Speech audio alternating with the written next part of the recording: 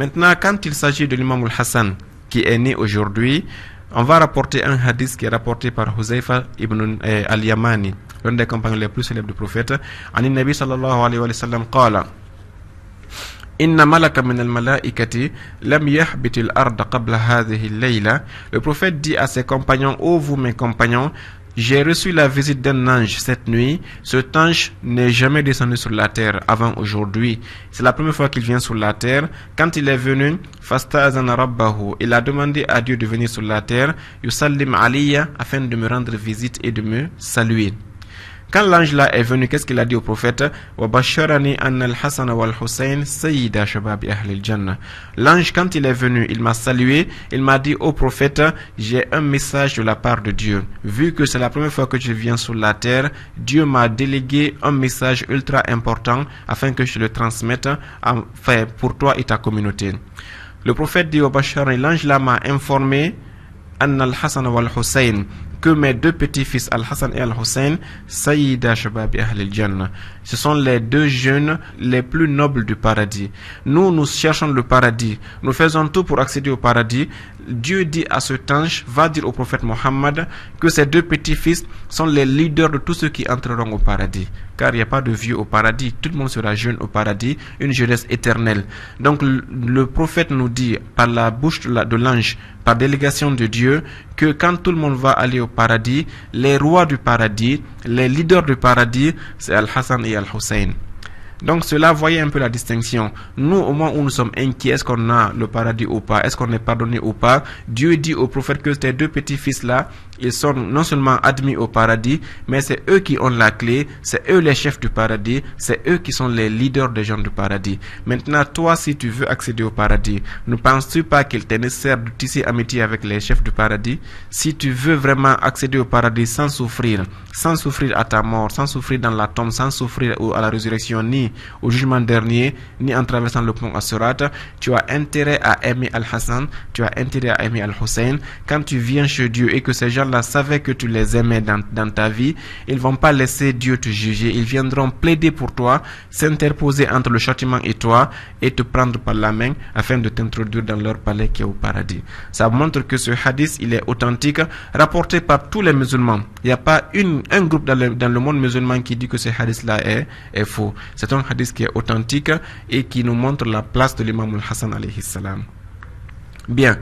Le prophète continue en disant que l'ange là m'a dit wa anna Fatimata, leur mère, Sayyida Zahra alayhi salam, qui est ma fille, Sayyidat Nisa'i Ahl al-Jannah, elle sera la reine de toutes les femmes qui iront au paradis. Si Al-Hassan et Al-Hussein sont les rois des garçons, la fille du prophète Al-Fatimatu Zahra alayhi salam sera la reine des femmes qui iront au paradis.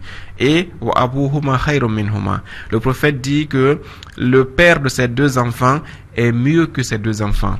Là, on ne peut pas dire, si les deux enfants sont déjà les chefs des gens qui iront au paradis, mais que leur père, qui est l'imam Ali, est mieux que les deux enfants, on ne peut pas savoir quelle est la place de l'imam Ali donc au paradis. Autrement dit, ces quatre personnes-là, Al-Hassan, Al-Hussein, leur père qui est Ali et leur mère qui est Fatima alayhi salam, si nous voulons accéder au paradis, nous avons intérêt à les aimer. Et le prophète nous a dit dans un hadith, Man ahabba hadhaini wa abahuma wa ummahuma dakhala al-jannah.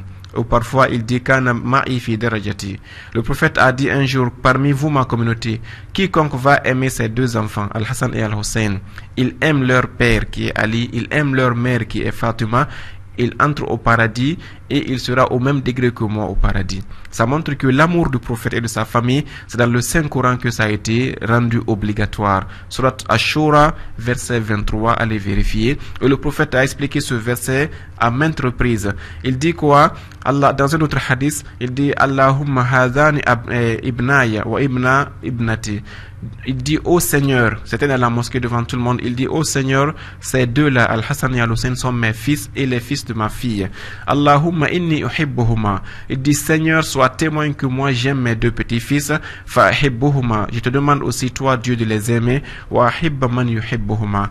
Et je te demande ô Dieu d'aimer tout musulman, toute personne qui va aimer ces deux enfants-là. Le prophète a fait une bénédiction, il a demandé à Dieu d'adresser son amour à toute personne qui va aimer Al-Hassan et Al-Hussein.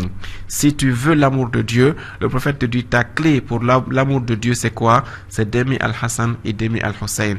Donc si le 15e jour du mois de Ramadan, nous vous rappelons que c'est la date de naissance de l'imam Al-Hassan, c'est pour vous donner le premier pas. La première brique est posée. Il est né le 15e jour du mois de Ramadan. À vous maintenant d'aller chercher comment est-ce qu'il a grandi, qu'est-ce qu'il a fait pour l'islam, quelle est sa place dans la religion et comment est-ce qu'on doit le connaître afin de l'aimer. Car en l'aimant, le prophète a béni celui qui va l'aimer. Il a dit que Dieu l'aime. Et en conclusion, qu'est-ce que le prophète a dit? Man ahabbahuma faqad ahabbani wa man abghadahuma faqad abghadani. Le prophète dit, quiconque va aimer ses deux enfants, c'est moi Muhammad qu'il aura aimé. Quiconque va haïr ses deux enfants, c'est moi Muhammad qu'il aura haï. Donc ça veut dire que ici, nous n'avons que fait une petite introduction sur cette phase qu'on appelle l'amour du prophète et de sa famille. Inch'Allah, dans les émissions à venir, nous allons continuer là-dessus afin de vous prouver que si on veut l'amour de Dieu, si on veut accéder au paradis sans être châtié ni à la mort, ni à la tombe, ni à la résurrection, la seule clé et la plus efficace qu'on a, c'est d'avoir l'amour du prophète et de sa famille. Et donc ici, Inch'Allah Ta'ala, nous prions Dieu de nous octroyer ce qu'on appelle cette lumière dans notre cœur afin d'aimer le prophète et d'aimer sa famille, car en les aimant, nous serons protégés contre les châtiments de Dieu et ils vont être nos avocats à la fin du monde et nous serons leurs voisins au paradis. Que Dieu nous accorde cela, qu'il nous accepte notre mois de Ramadan et nos prières. À demain, Inch'Allah Ta'ala, à 9h. Inch'Allah, wassalamu alaikum wa rahmatullahi ta'ala wa barakatuh.